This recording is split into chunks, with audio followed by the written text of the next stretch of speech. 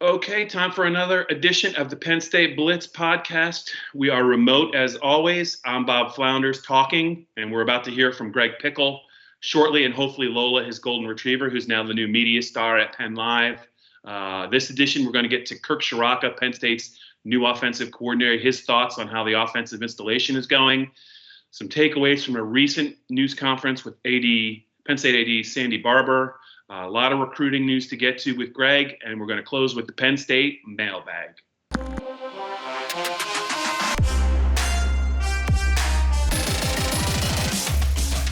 Okay, Greg, I've done enough talking for a while. We just got a chance to talk to Penn State first-year offensive coordinator Kirk Ciarrocca, and he talked about the offensive installation. He touched upon some other points, but let's get it started with you. What stood out from our little 30-minute chat with Kirk?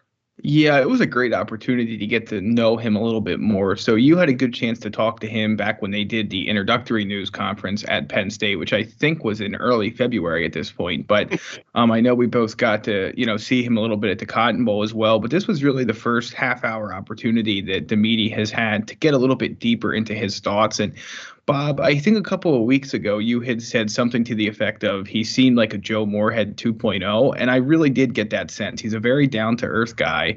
He's a very pragmatic guy. He's not, if fans are worried that, they have somebody who won't be able to adjust on the fly, who will back away from his convictions and his game plan just simply because it's not working at the moment, I don't think you have to worry about that. I was really impressed with how him and James Franklin really seemed to go well together when it comes to the idea of single-mindedness to the task at hand and focusing on, what needs to happen so that, whatever plan they have in place works. So he's a pretty impressive guy. One of the things that jumped out to me was how he talked about the way the offense is being installed and the fact that, even though they can't be in person, he can still accomplish 3 of his 4 seemingly bulleted teaching points. That's my word, not his. But he said technique, assignment, or 2 of them, and there's one more A that I can't think of it. I think execution was in there somewhere. It was alignment, assignment, and technique were the 3 that he could do from obviously the Zoom meeting world and the video conferencing world. But then the last one was to do it, or as you said, execution. Obviously, they can't do that right now, but his hope is that they get to a point where by the time they get back together, they can knock out those 3 boxes completely, and then they'll be able to, do it before practice begins. And we'll get a little bit later into how much time Sandy Barbour thinks they're going to need to get ready if and when that day comes. But yeah, Kirk was impressive, Bob, no doubt about it. Yeah, Greg, and when you've been a coach for 30 years, and I think he got his start as a Temple grad assistant, and he's been, I think, at 11 different schools, all of it on the offensive side, and he's coached virtually just about every position. I don't know that he was ever an offensive line coach, but all the positions I think he's coached. Obviously, he's coached quarterbacks. I guess we shouldn't be surprised when somebody like Penn State tight ends coach Tyler Bowen says this guy is unique in that he knows the finer details of every position of every player on the field, how they're supposed to line up, their splits, what they're supposed to be thinking, the distance on the routes. Obviously he knows what the quarterback's thinking. Kirk talked about that, about knowing just about where everyone needs to be. And he said it was almost like, in the early years at some of the smaller schools, he almost had to do it for self-preservation because he was either, the program was either replacing an assistant or they were a little shorthanded, and it really was in his best interest to kind of learn all of the different positions. But now I think, wherever he goes, and I think you saw it at Minnesota, his ability to grasp the whole picture of the offense is just, it enables an offense to be so much more efficient.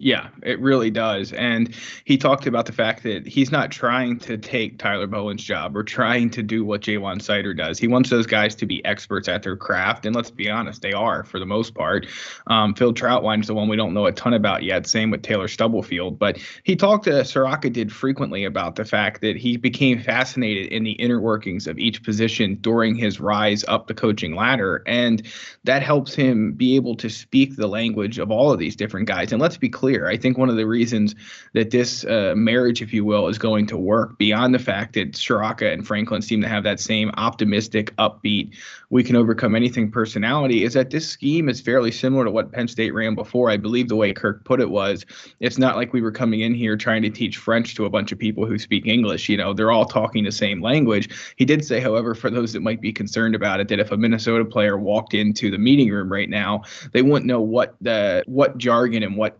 terms that Penn State players were talking about. So they've mixed that up pretty good, as you can imagine, being a Big Ten East team and getting a guy from the Big Ten West. But yeah, he's really impressive, Bob. And one thing you wrote about, I think, a question that a lot of people had. So the two main questions that seem to pop into the mailbags as it relates to Kirk and what he's going to do is, number one, how is this offense going to function? Will it go under center? Will there be a fullback? He's already said no to those two things. The second question is he going to use the tight end, since he didn't have really any tight end production during his time at Minnesota? And he's been very frank about, look, my goal is to get our playmakers involved. Maybe he didn't say this, I'm saying it, but it's not like he had world-beating tight ends at Minnesota like he has with Pat Fryermuth and some of these other guys at Penn State, so you can rest easy about that. And then, some have wondered if running the quarterback is going to be something that this offense can do. Bob, you can talk more about that, because Tanner Morgan didn't do it, but you don't have to expect that Sean Clifford, Will Levis, or whoever else gets in the game is going to sit back there like a statue.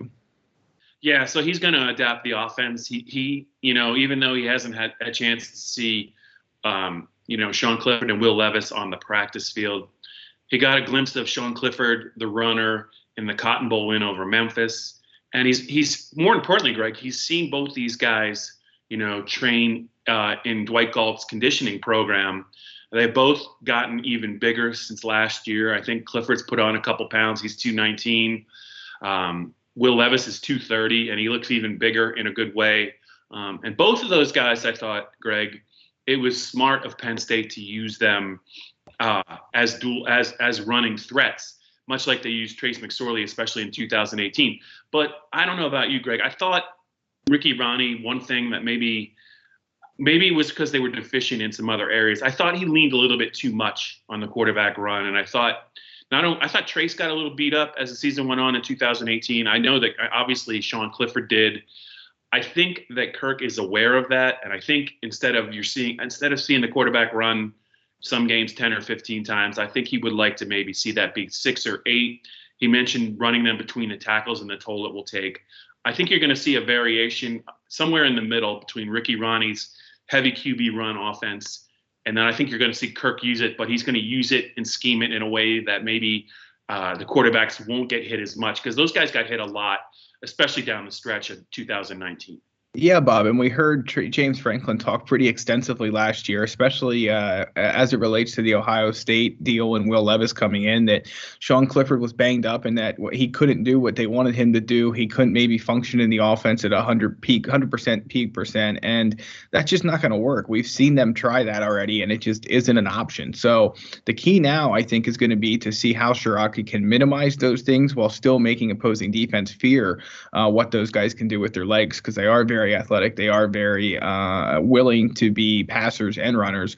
So it's going to be an interesting mix, and obviously improvement along the offensive line with Phil Troutwine, with a lot of those veteran guys, can be a pretty big part of that as well.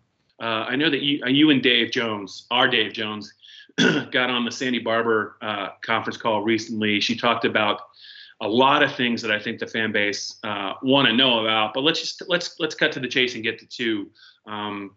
The 60-day window for Penn State's athletes, football players, to be on campus to get ready for the start of the season, whenever that would be. And also, depending on how things play out, do you think some other Penn State sports are in danger of either being cut or being limited or being impacted just because of, how much Penn State football and the revenue generated from that kind of influences on what Penn State can do with their other sports, and I believe they have almost 30. So what were Sandy's feelings on those two topics? Yeah, let's just run through the 4 takeaways quick. Number one, probably the biggest headline that came out of it is that she believes a 60-day window is about what is needed to get the players ready and the program and the college ready for game day. Now, there's been a lot of people who have taken shots at that and say, high school guys need 3 weeks, yada, yada, yada. That's, college players get ready in a month. And I understand all that, but I don't think you can take away from the fact that most of these guys are going to be away from real, true, legitimate weightlifting and physical fitness equipment from the middle of March until probably the middle of July. That's a pretty long time to have them away from all that stuff. And I just think if you want to think that they can get ready to play football again safely and at a high level in, just 21 days or 30 days, maybe they can do that. But at what risk to the product? What risk to their health and safety? So I think that's the first thing that's worth pointing out. I also think some of that 60 days of administrative stuff, they're going to have to get in there and clean a lot of things. They're going to have to get in there and start meeting in person to figure things out. So I think she probably could have helped herself in the court of public opinion by saying, what those 60 days would entail, because I don't think it's entirely 60 days to get physically ready for the football team to get going. So the other thing she talked about, Bob, was the idea of spring football next spring. If it comes to that, if there's no fall season, could she envision a spring season? She could. I think everybody can at this point. It's they're going to do whatever they can to get these games played at some point in time, and I think they know that the financial and revenue pictures very much depend on a football season taking place. So fingers crossed that we don't have to have that conversation anymore. But she and every other Power 5 athletic director is open to it, so I think that was noteworthy. She was also asked about the idea of doing what Iowa State did and eliminating bonuses and cutting the top athletic department earners' pay, which is something that a lot of people in the corporate world are doing, not so much in the athletic and university realm. She seemed to indicate that's not an option that's on the table. So I thought that was interesting to note too. And obviously, one other question that keeps coming up, Bob, is will games happen without fans in the stands? At the NFL level, I think that's plausible. And I think Dave Jones outlined a pretty good case recently for why it's not really possible at the college level unless you make those guys employees and unless you start to pay them. What incentive do they have to go make money for other people and risk their health and safety and everything else? So, Mike Gundy, the Oklahoma State head coach, had a pretty preposterous news conference earlier this week, basically saying without saying that, hey, look, these college football players get a free education and make a lot of people a lot of money in the process. And we need to get them back to campus as soon as possible to make sure that gravy train keeps going. And I just think the players at a lot of schools will eventually say, hey, look, we've played along with this charade for a long time now. We're not going to continue to do it when something like a global health pandemic and crisis is going on. And if it's not safe for students to come back to campus, if it's not safe to have public spectators in the stands, then we're not going to play either.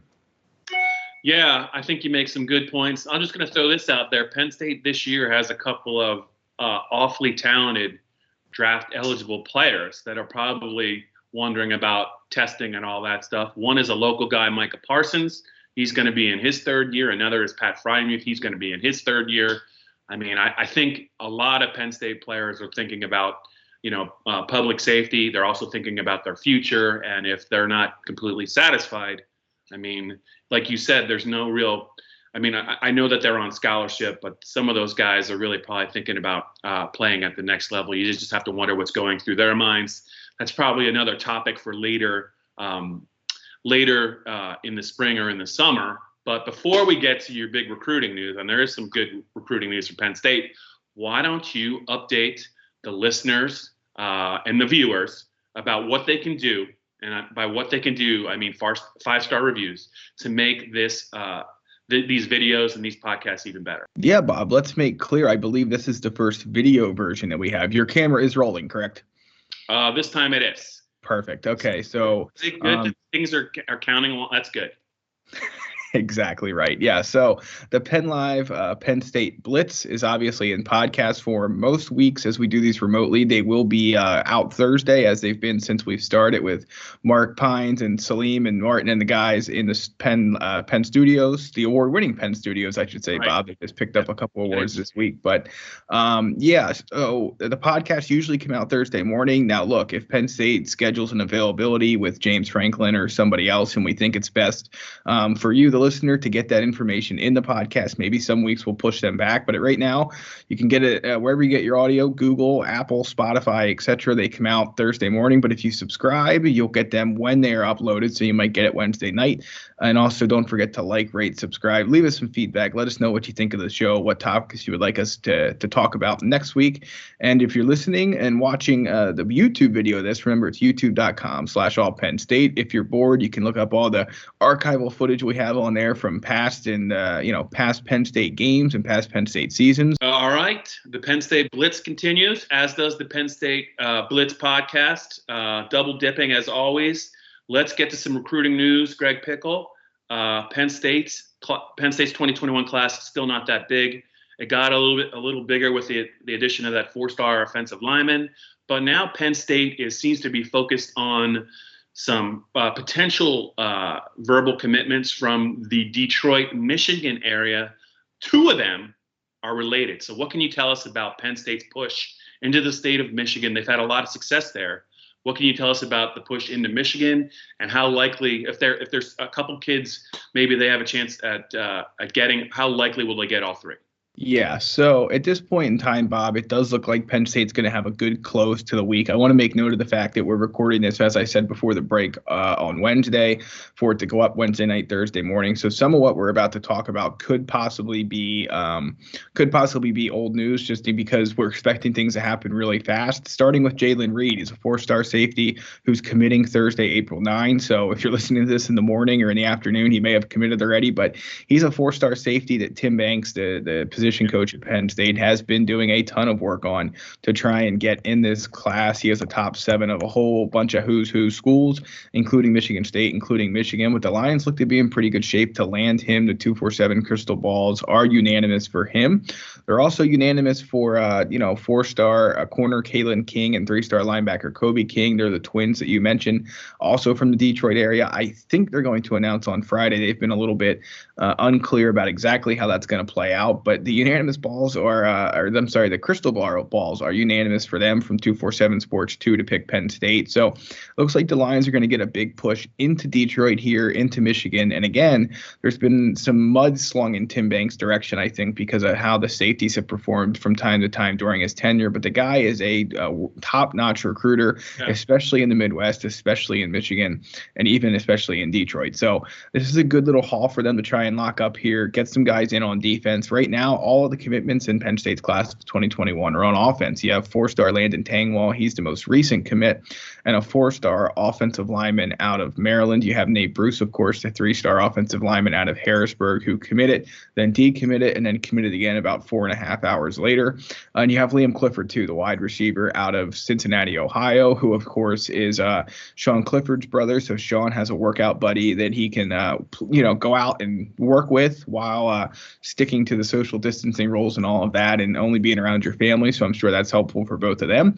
But yeah, it looks like Penn State's going to have a nice run to close the week here and send the weekend into a high note for James Franklin and his team. All right. So my not so big brain is going to work here. I know that there's been some pretty famous father-son combinations that have played at Penn State over the years, obviously. And I believe there's been some brothers that have played at Penn State. But this is something we're going to need to do potentially a deep dive into. If both Kalen and Kobe King from the Detroit area become Penn State Nittany Lions, has there ever been twins play at Penn State? Do we know the answer to that? I don't think that there is, Bob. And, the big reason why, there's been a couple kids, I think of the Dowd brothers, Andrew, and I can't think of his brother, but, they were guys, I think, a few recruiting classes ago. Here comes Lola, by the way. I think there were a few recruiting classes ago, Bob. Those two were both considering Penn State, Andrew and David Dow. But the problem was that Penn State was kind of high on one of them, not as high on the other one. So they ended up going somewhere else. And that's a lot of what you run into. That's kind of the problem with twins in a recruiting class, is that if they want to play together and you think you have room for one and not the other, that obviously is going to kill your chances more often than not. So I am going to be willing to bet that that's not happened before. Maybe way back in the day. That was a possibility. But in the recent years, since 2010, even maybe back to 2000, there's none that immediately come to mind. All right. We're going to hold you to that. I'm sure there's some fan that's going to have an answer for you. I don't know that there's ever been twins. I know there's been brothers, obviously, and there's been father-son. So, and I think there's been grandfathers and grandkids, I think, that might have played as well. I don't know. Let's get to the Penn State mailbag. I know I have one question for you. Do you have one for me? Bob, we talked to Kirk Ciarrocca, and I know we've hit on a lot of the key points from him, but did anything jump out to you as surprising or unexpected or interesting that we didn't get to earlier in the show? And beyond that, what was your thought about Kirk Ciarrocca before we got to talk to him, and what are your thoughts about him now? No, I'm just he just seems, and we've talked to him a couple times, saw him down at the Cotton Bowl. I'm sure he's different on game day. We haven't seen that. We didn't really get a chance to look at him on the Minnesota side when they upset Penn State. But he seems like he's just a guy that's really comfortable in his own skin. I know that he's been around a lot of different programs. I'm just wondering if we're ever going to see any fiery moments from Kirk Ciarrocca as he gets comfortable at Penn State. Not that he needs to be fiery, but I just remember in 2017 media day when Joe Moorhead, out of kind of nowhere, at his media conference, kind of went off just in general on the national perception of his offense being just an offense where they throw 50-50 balls and hope for the best. And I think he used the word asinine at some point. Hopefully, Greg, we're not going to be on the receiving end of something like that with Kirk, but he just seems very confident and comfortable in what he's doing. He believes in what he's doing. And not that Ricky Ronnie didn't, but I just think that anything that you throw Kirk's way, whether it's as a question or maybe in game, I think he's going to be able to adjust pretty quickly. And I think the one thing that we haven't really had a chance to ask him, because he really hasn't had a chance to see him, is I'm dying to know what he thinks of his wideout group, because obviously he's going to praise Jahan Dotson, but I really want to hear him talk. And it's going to be hard for the guys that maybe we haven't heard from that he really likes the best. But I think we have to wait till maybe they've had a couple weeks of practice. Yeah. Is there anything that surprised you from Kirk? No, not really. I would use the word acidine for Fonner Park, by the way. We'll leave that at that. But yeah, so I think that he just has, you kind of hit the nail on the head. He just has that calm mentality and that, almost beautiful mind like approach to things. And you just get the sense that calm, cool, and collected is what he is all about. And I think that's a nice change of pace. And I think you make a fair point too.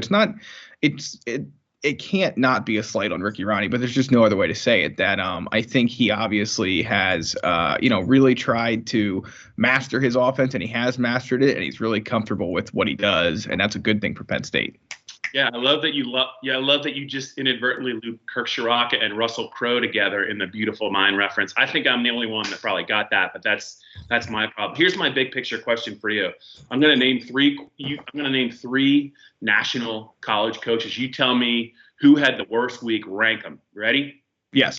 Dabo Swinney, Mike Gundy, and Mike Leach down at Mississippi State. Rank them, and as a follow-up, do you think in some coaches' cases there should be clauses in their contracts that they're only allowed to talk about specifically and to act on football questions and leave like everything else, kind of just stay away from everything else? Yeah, so I think number one far and away is Mike Leach. I mean, I don't even know what he was going with there, quite honestly, nor what that was all about. That didn't make any sense to me why he would do that, other than he's obviously a little bit out there compared to a lot of coaches. So I think he's number one. Yeah. Mike Gundy is 1B. I thought his comments were just absurd, and I guess it's a little bit refreshing to hear somebody admit indirectly that, college football players are basically around to make a lot of money for everybody else. So that was refreshing to hear. And then with Dabo, I mean, I thought his comments were probably what a lot of people are thinking, even if it's not right or fair or whatever. So I put him number 3. I didn't think his were as pointed or as controversial maybe as the other two were. Mike Leach, though, they can talk about, opportunities to expand his cultural awareness all they want, but that's not the first time he's gone sort of way off the deep end, and it's not the last time either. Yeah, I think that Dabo means well, and I think one day he'd make a great televangelist.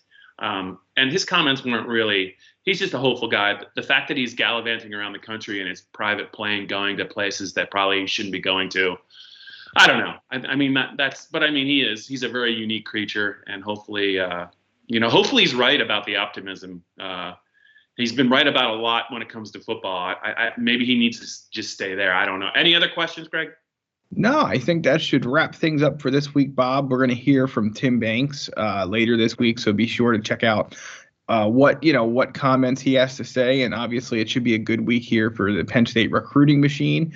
So be sure to stay tuned, PennLive.com/Penn State football for that. Again, the videos are at YouTube.com/AllPennState. You can find these podcasts and all of Penn Live's audio offerings, Spotify, Apple, wherever you get your information. Bob, the last thing I will let us run away with this. As we get closer to the original date that the blue-white game was supposed to be played on April 18, I know we're going to start thinking about some content to build around that. Yeah. So let's just ask folks to send us some emails. beeflounders@pennlive.com, gpickle@pennlive.com. Let's see what you think, how you want us to commemorate that day. Bob, any quick thoughts on that? On Twitter, BobbyFlow7. And what's yours again, Greg? It's just at Greg Pickle. All right.